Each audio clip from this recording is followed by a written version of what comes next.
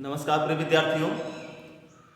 आज देखिए आप लोग एक्सरसाइज 4.1 का तीसरा सवाल। तो तीसरे सवाल में कहा है कि रोहन की माँ उससे 26 वर्ष बड़ी है।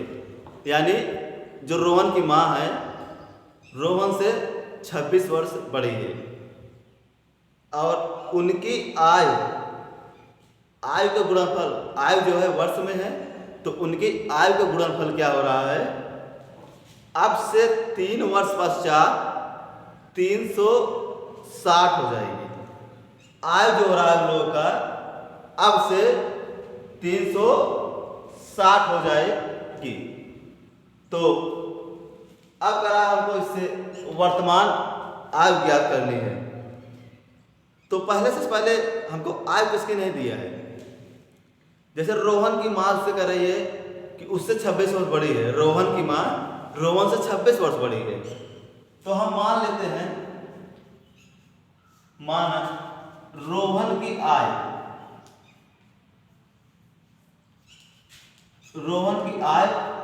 x वर्ष है। क्या है? x वर्ष। तो रोहन की मां की आयु क्या हो जाएगी?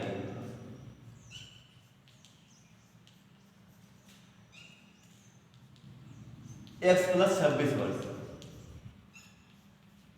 कैसे होगी? जैसे अगर इसकी आयु 10 वर्ष है तो इसकी आयु क्या होगी? 36 वर्ष होगी, क्योंकि रोहन की मां जो है रोहन से 26 वर्ष बड़ी है। अगर इसकी x वर्ष आयु है तो इसकी x + 26 होगी। अगर 4 होती इसकी 30 आयु होती, क्योंकि क्या रहा है 26 वर्ष बड़ा है तो 26 में क्या होगा हम ऐड कर देंगे। अब क्या कर रहा है, उनकी आयु का गुणनफल अब से 3 वर्ष पश्चात यानी 3 वर्ष बाद। तो यहां देखेंगे 3 वर्ष बाद रोहन की वर्तमान आयु, मान लीजिए वर्तमान आयु इतना है। 3 वर्ष बाद आयु रोहन की आयु क्या हो जाएगी? रोहन की आयु x वर्ष है वर्तमान में, मतलब इस समय x वर्ष है तो 3 वर्ष बाद x + 3 वर्ष हो जाएगी। x + 3 वर्ष और 3 वर्ष बाद रोहन की मां की आयु, उसमें भी 3 ऐड होगा, क्योंकि 3 वर्ष बाद उनका भी उम्र बढ़ेगा।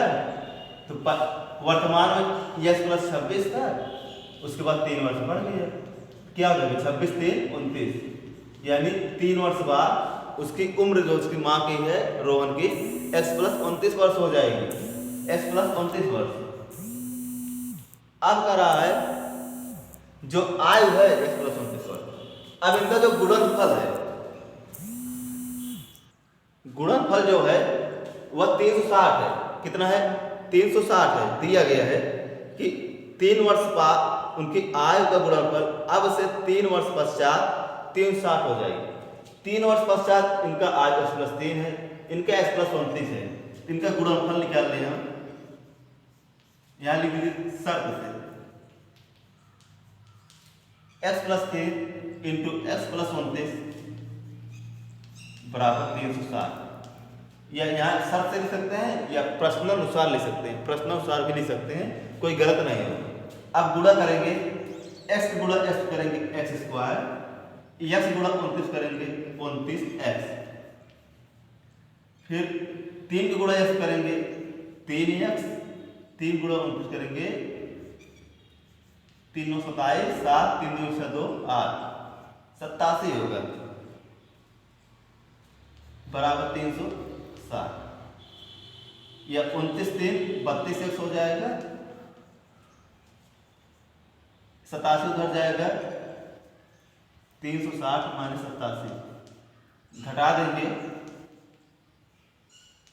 क्या होगा 3 आएगा यहाँ पर, 10 में 7 गए 3, यहाँ पे 5 में 8 15 में 60 के 7, यहाँ 273 हो गया। 273 हो गया। या इस प्रकार लिख दीजिए x² + 32x 273 इधर कर दीजिए बराबर जी। तो यह क्या आ गया आपका द्विघात समीकरण रूप में। तो जो क्वेश्चन कहा था हमें इसको द्विघात समीकरण रूप में लिखना है, तो हमने लिख दिया। हल करने नहीं कहा है तो हमने हल नहीं किया, जब हल करने के लिए कहेगा तब हम हल करेंगे। तो ये आपका क्या था, तीसरा सवाल। तो तीसरा सवाल हमने जो बता दिया है, अगर इसमें कोई प्रॉब्लम हो तो पूछ सकते हैं, तो नहीं तो हम नेक्स्ट क्वेश्चन बताए हम। चौथा क्वेश्चन देखिए, चौथे क्वेश्चन उसमें कहा एक रेलगाड़ी 480 किलोमीटर की दूरी समान चाल से तय करती है, मतलब समान चाल से 40 किलोमीटर दूरी की दूरी तय करती है कौन, रेलगाड़ी। यदि इसकी चाल 8 किलोमीटर प्रति घंटा कम होती, मतलब जो चाल है उसकी 8 किलोमीटर प्रति घंटा कम होती, तो उस दूरी को तय करने में 3 घंटे ज़्यादा समय लगता है। तो 3 घंटे ज़्यादा समय लगता है, तो हमें रेलगाड़ी की चाल ज्ञात करना है। ज्ञात नहीं करना, तो द्विघात समीकरण में लिखना है, क्योंकि क्वेश्चन पहले ही लिख दिया है। तो पहले हम मान लें, माना रेलगाड़ी की चाल x किलोमीटर प्रति घंटा है, पहले मान लिया। अब केस फर्स्ट, स्थिति फर्स्ट क्या करता है, स्थिति फर्स्ट कहता है कि जो रेलगाड़ी है 480 किलोमीटर की दूरी, 480 किलोमीटर दूरी एक समान समय में तय करती है। तो हम जानते हैं कि चाल बराबर दूरी बटे समय, दूरी बटे समय होता है, दूरी बटे समय। यहां समय बराबर क्या पा जाएंगे, समय बराबर पा जाएंगे दूरी बटे चाल। अब समय बराबर दूरी बटे चाल, समय कितना है, एक समान समय है, तो यहां से दूरी कितना माने हैं, दिया गया है दूरी कितना है 480 किलोमीटर, 480 किलोमीटर, और चाल कितना है x किलोमीटर प्रति घंटा, x किलोमीटर प्रति घंटा। अगर समय को हम 1 घंटा मान लें, समय को 1 घंटा मान लें, क्योंकि समान चाल है 1 घंटा मान सकते हैं, क्योंकि दोनों तरीके बताएंगे अभी। पहला तरीका देखिए, समय को अगर 1 घंटा मान लें तो केस सेकंड क्या कर रहा है कि यदि इसके चाल में 8 किलोमीटर प्रति घंटा की कमी की जाए, चाल में 8 किलोमीटर प्रति घंटा से कमी की जाए, तो समय जो है 3 घंटे ज़्यादा लेती है। तो दूसरे केस में देखेंगे तो समय बराबर क्या होता है, दूरी बटे चाल। तब यहां क्या पा जाएंगे, समय बराबर, इसको समीकरण नंबर 1 मान लीजिएगा, दूरी कितना है उतना ही है 480 किलोमीटर। समय अभी देखिए, समय मिटा रहे हैं, देखिए अभी नहीं तो लिखे रहिए, समय उतना कितना है बढ़ रहा है, लिख रहे हैं। दूरी 480 है, चाल कितना है x किलोमीटर। अब कह रहा है जब चाल में 8 किलोमीटर प्रति घंटा कमी की जाए, मतलब चाल x है उसमें 8 किलोमीटर प्रति घंटा कमी, 8 किलोमीटर प्रति घंटा कमी, तो समय है 3 घंटे ज़्यादा लगते हैं।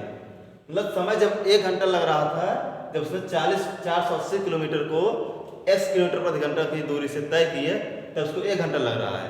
अगर चाल में 8 किलोमीटर प्रति घंटा कमी कर दे रहे हैं, अब उसको समय जो है पहले की अपेक्षा 3 घंटा ज़्यादा लग रहा है, यानी पहले 1 घंटा लग रहा था, अब कितने घंटे लगेंगे, 4 घंटे। 4 घंटे लगे नहीं, क्योंकि पहले 1 घंटा लग रहा था, अब 3 घंटा बढ़ा दीजिए, 4 घंटा लग रहा है। इसको समीकरण नंबर मान लीजिए, तो समीकरण 2 माइनस 1 से घटा दें, समीकरण 2 माइनस 1 क्या पा जाएंगे, 480 बटे x माइनस 8 माइनस 480 बटे x बराबर 4 माइनस 1, क्योंकि बराबर 4 है, इधर 1 है, तो 4 माइनस 1 कर दिए। तो प्रश्न यही आपका पूछा था। अगर हम यहाँ x न मानते, देखिए अगर यहाँ 1 ना मानते तब कैसे होता है, तो कैसे होता है ये समीकरण देखिए, तो समय हमारा 480 बटे x आता है, और यहाँ समय क्या आता है 480/x-8। तो उसने कहा है कि जब समय जो हो रहा है, पहले का बच्चा 3 घंटे का ज़्यादा समय ले रहा है, तो दोनों समय में अंतर कितना हो रहा है? 3 घंटे का अंतर हो रहा है। जब 3 घंटे का अंतर हो रहा है तो इन्हीं दोनों घटा करके यहाँ 3 कर देते, बात तब भी वही होती, बात तब भी वही होती, तब भी यही है। हम यहाँ एक इसलिए मान लिए जिससे आपको समझ में ज़्यादा आसानी हो जाए। 480/x बराबर 3, यहाँ 3 हो गए।